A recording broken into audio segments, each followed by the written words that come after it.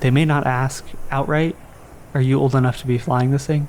But it's the look of, you're my pilot, and then the question that always comes that I laugh at, and it's, how old are you? I'm old enough to be flying, and they've trusted me in this position. If people who have been flying for 30 plus years trust me to be in this position, I feel like I've earned my place at the table. But there's also the need for me to prove my place at the table to people who may not understand that. Stood my first balloon up at 12 years old, and I was flying before I could drive. That's me trying to prove myself.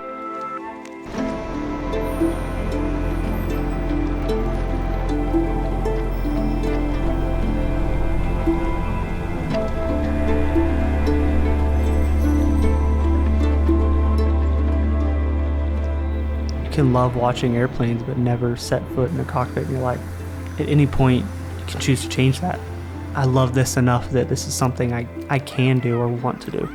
The sport of ballooning is definitely a lot of older people. There's not many people my age doing it. Finding myself a spot in it, as a young person in aviation in general, it's hard to do. Can the kid keep up? I mean, everybody had to start somewhere.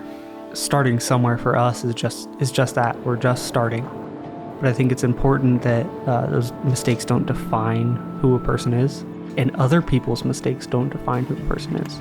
You're gonna make mistakes, you're gonna fall down, but here's why, here's how you stand back up, and here's how you don't trip over that rock again. But they're not crippling teaching moments. They're not things that are gonna take you away from your passion or make you hate your passion. The opportunity is never out of your grasp. It's always there. It's yourself, not necessarily everybody else. It's not the adults, it's not your peers, it's not your worst enemies that are holding you back. It's yourself. It's the drive you have within yourself that is going to make it happen. It's picking the books up, doing it, going out there and experiencing it every day to become proficient at it. It's the love of it that drives.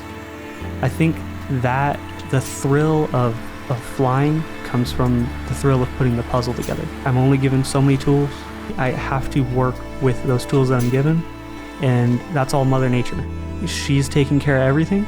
I just have to work with her to create the best possible outcome, the best possible flight. You're above the chaos. What I'm feeling in the sky isn't necessarily always physical. There's something being released in my brain that's just happy.